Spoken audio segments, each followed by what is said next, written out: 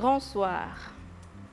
Les travaux de l'édition 2023 des Journées de la recherche et de l'innovation ont débuté ce lundi à Bamako. 5 jours durant, les innovateurs et les chercheurs vont travailler pour faire de ces secteurs un moteur de développement économique. Les détails, ce sera dans ce journal. Des hommes de radio sont de plus en plus ciblés par les terroristes. Quelques jours après l'assassinat d'un agent de radio à Nara, les terroristes viennent de tuer un autre animateur de radio et enlever 2 autres dans la région de Gao. Également dans cette édition, plusieurs terroristes ont été neutralisés par les forces armées et de sécurité dans la région de Bandiagara. Cette offensive des FAMA contre les combattants islamistes intervient après des attaques contre des civils dans la région. Et voilà donc les sommaires. Bonsoir à tous et bienvenue dans ce journal. Le président du Conseil national de transition, l'honorable Malik Diaw, a reçu en audience ce mardi 7 novembre 2023 l'ambassadeur du Burkina Faso au Mali, Julienne Dambélé, et maître Ousmane Betraoré, bâtonnier de l'Ordre des avocats du Mali. Ces audiences ont permis d'aborder plusieurs questions d'intérêt commun. Je vous propose ici de suivre leur réaction au micro de Idrissa Sidibé et de Zakaria Omar Keïta. L'objet de ma visite ce matin, c'était de transmettre le bonjour chaleureux du peuple burkinabé au peuple frère du Mali. Transmettre le bonjour des autorités du Burkina au peuple frère du Mali et également aux autorités du Mali. Mon rôle ici, c'est de travailler à renforcer ces liens de fraternité. Ces liens de fraternité qui existent entre le peuple du Mali et le peuple du Burkina.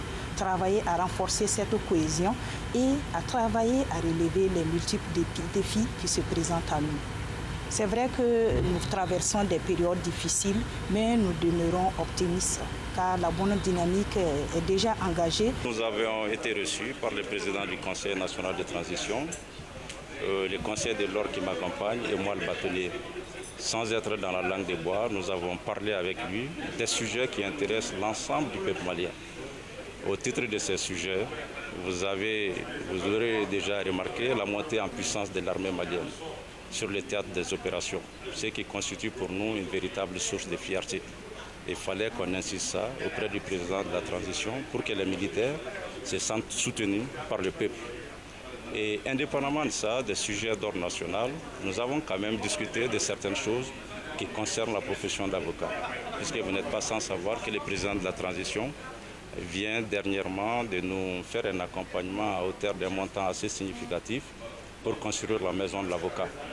Et pour ça, il fallait que nous insistions et au du moins que nous remercions l'ensemble des autorités de la transition pour cette considération-là.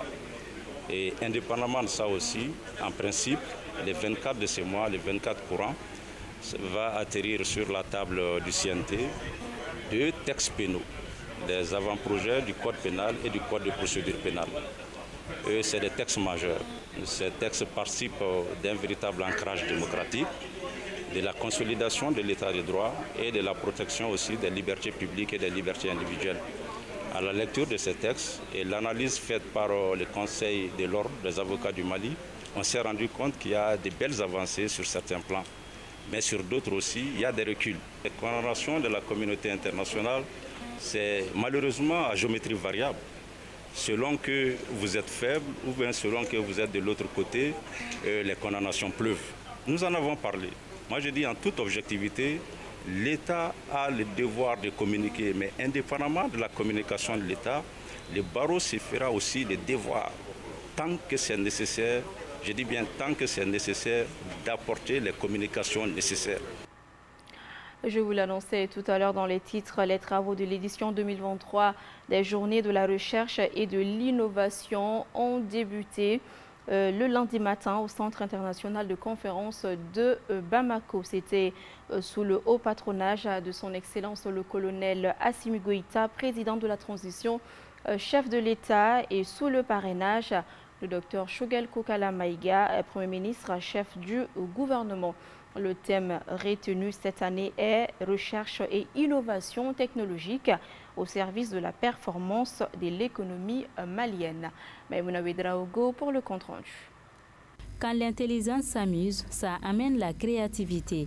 Durant 5 jours, le Centre international de conférences de Bamako s'appellera Temple de la recherche scientifique et de l'innovation au Mali. Professeurs, enseignants-chercheurs, innovateurs, inventeurs, créateurs, membres des institutions de recherche, tous se sont donné rendez-vous ces jours pour promouvoir la recherche scientifique et plébisciter les chercheurs de tous les domaines d'activité. L'occasion était donc bonne pour la maire de la commune 3 du district de Bamako de souhaiter la bienvenue aux participants.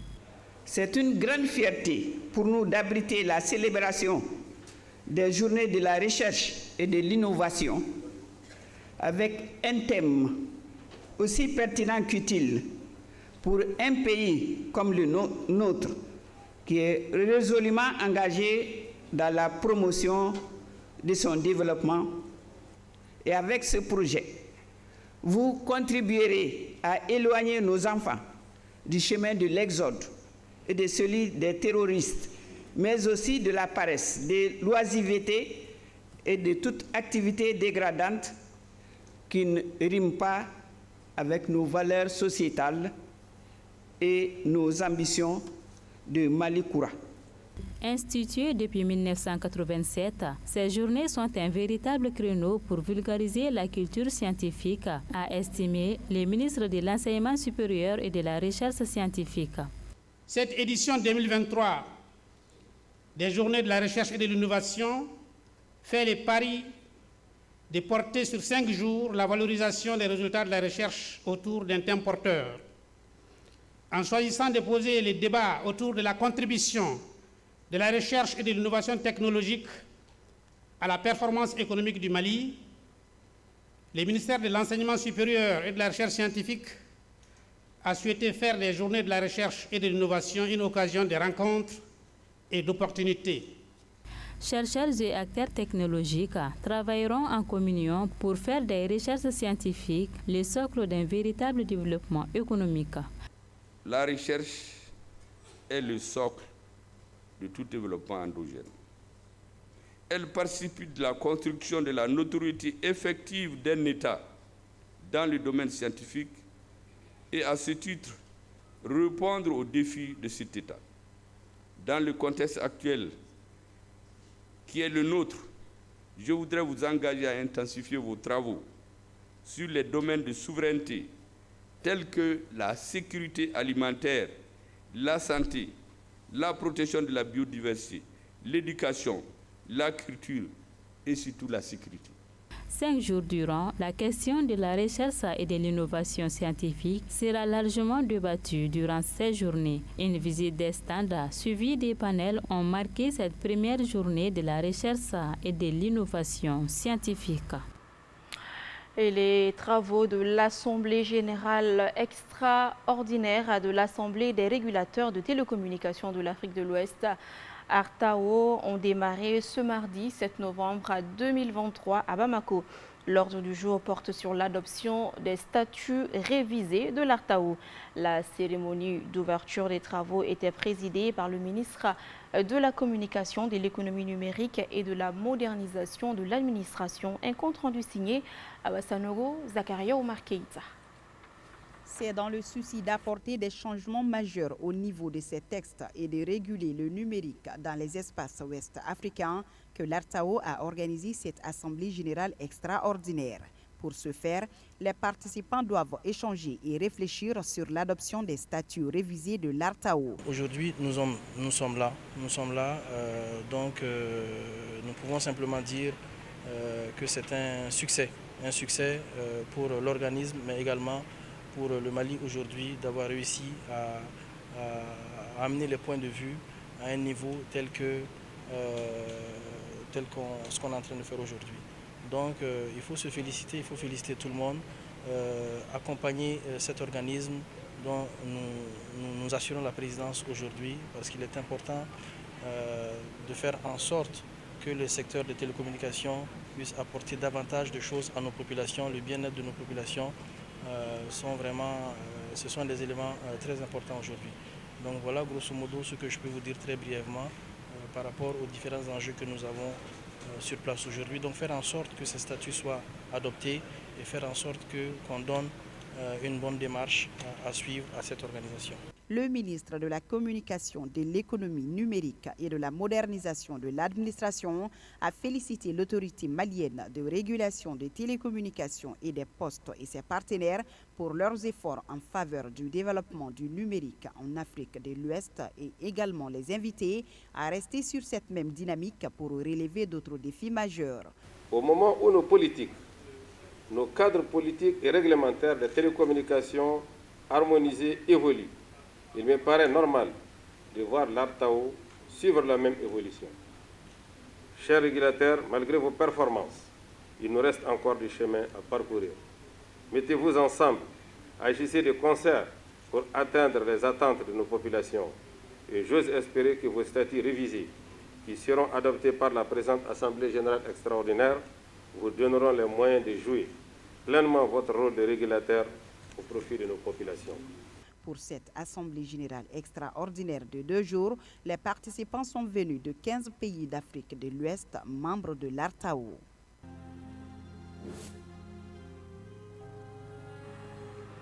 À présent, des nouvelles de nos régions et nous avons appris qu'un animateur de radio a été tué par des djihadistes à Gao, tout juste une semaine après l'assassinat d'un agent de radio. À Nara, ce mardi, un autre a été victime d'une attaque terroriste entre Ansongo et Gao. D'autres ont été blessés ou encore enlevés. Alamakou Diabaté nous en parle. C'est mardi 7 novembre 2023, des animateurs radio d'Assongo et de Labezanga venant à Gao pour une formation ont été attaqués par des hommes armés sur la route de Aouya-Kouya, commune de Gabero, cercle de Gao, vers 7 heures. Bilan, un animateur a perdu la vie, des autres enlevés par des assaillants, le véhicule endommagé. Il y a quelques jours, un autre animateur a été tué par 2 présumés terroristes en pleine ville de Nara. Désormais dans cette ville, les travailleurs de radio vivent avec la peur au ventre. Certains ont tout simplement quitté la ville. Le lundi 6 novembre, des agents de l'ONG internationale Action contre la faim, ACF, ont été également attaqués sur ce même axe Ansongo-Gao. L'attaque a fait 1 mort et des blessés. Notons aussi que des jeunes venant déposer leur dossier pour le recrutement au sein des forces armées et de sécurité ont été également enlevés par les mêmes bandits armés la semaine passée.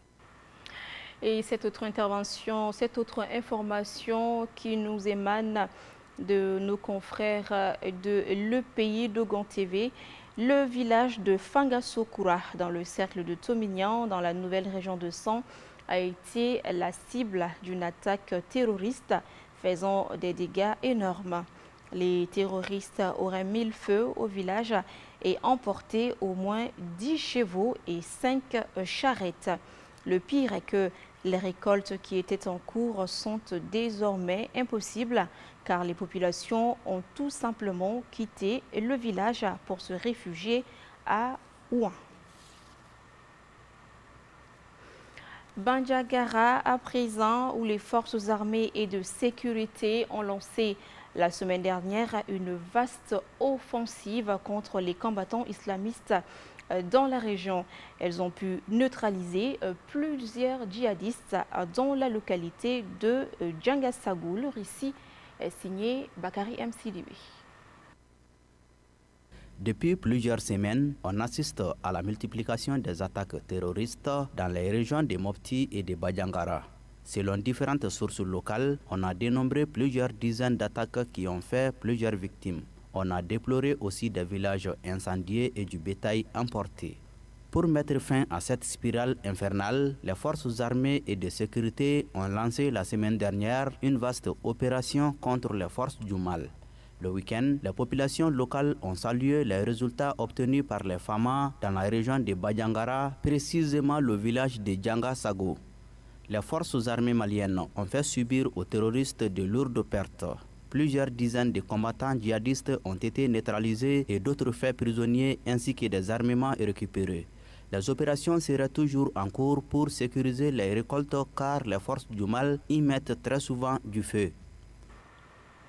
Et oui, les opérations restent toujours en cours puisque les forces armées maliennes annoncent avoir mené des frappes aériennes ce mardi 7 novembre 2023 contre les cibles terroristes dans l'ex-camp de la MINUSMA à Kidal. Et selon l'EFAMA, ces vecteurs aériens ont identifié et neutralisé plusieurs pick-up des terroristes. Sikasso à présent, et pour aborder un autre sujet, l'antenne régionale de l'Office central des stupéfiants de Sikasso, dirigée par le lieutenant-colonel Moumouni Bengali, a procédé ce lundi 6 novembre 2023 à l'interpellation d'un présumé trafiquant de drogue. Le suspect avait en sa possession une centaine de briques de cannabis. Aïssa Tadjar.